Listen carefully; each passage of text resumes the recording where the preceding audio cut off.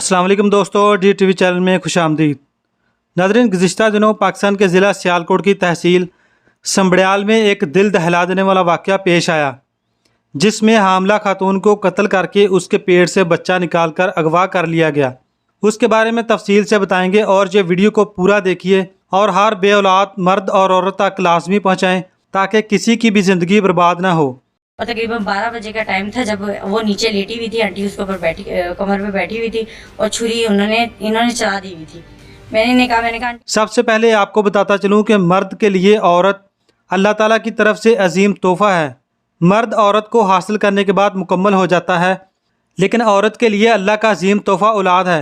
औरत औलाद से मुकम्मल होती है। मर्द जितना भी उसे मुकम्मल करने की कोशिश कर ले, औलाद के बगैर औरत अधूरी ही रहती है, क्योंकि ममता का एहसास तो औरत की फितरत का हिस्सा है।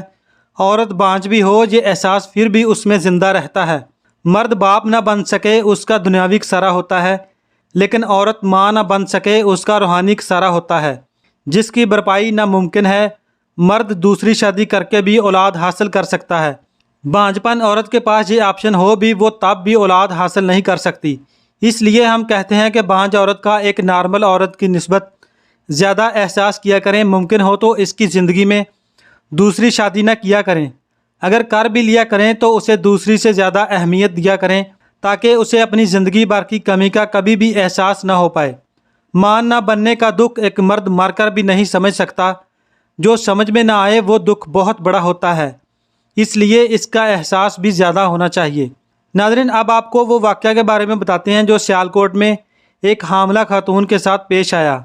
सियालकोट में एक हामला खातून को 2 खवातीन ने मिलकर कत्ल किया, फिर उसे एक ट्रंक में डालकर घर में छुपा दिया।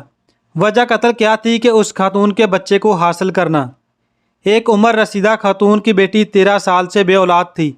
उसके शौहर औलाद की खातर दूसरी शादी करना चाहते थे। चुनाचे इस लड़की ने झूठ बोल दिया कि वो उम्मीद से है, लेकिन माँ को सच बता दिया।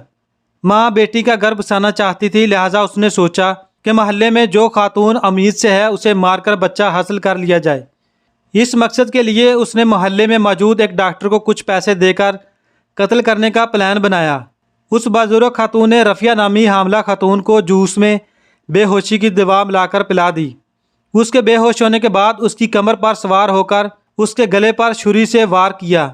उस दौरान डॉक्टर ने उसका पेट ब्लेड या छुरी वगैरह से चाक करके बच्चा निकाल लिया।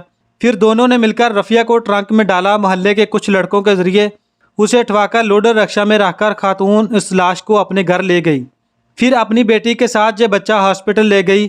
7 माह का बच्चा जिंदा बच न सका। खातून ने इस बच्चे की लाश को बेटी के ससुराल के सामने पेश करके अपनी बेटी को सच्चा साबित कर दिया, लेकिन चूंकि दोनों खवातीन आदि मुजरम नहीं थीं, इसलिए फ़ौरन पकड़ी गईं।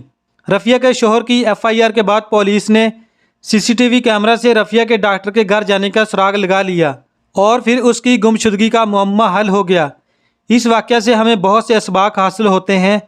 जब इंसान अल्लाह की रज़ा में राज़ी नहीं होता और इस चीज़ के हसूल के लिए हर हरबा आजमा लेता है, हर हद से गुजर जाता है जो अल्लाह ताला ने उसे नहीं दी, तब भी वो उसे हासिल नहीं कर पाता, लेकिन गुनाहगार ज़रूर बन जाता है। औलाद को इसीलिए फितना कहा गया है क्योंकि इंसान औलाद की खातर हराम काम भी कर लेता है। अगर खातून बेटी के बांझपन को कबूल कर लेती और इसके झूठ को सच बनाने की बजाय उसे सच बोलने की तलकीन करती, तो शायद 3 घर तबाह होने से बच जाते और ससुराल और शोहर लड़की पर इतना प्रेशर न डालते कि उसे झूठ का सहारा लेना पड़ता, तो शायद यह कत्ल ना होता।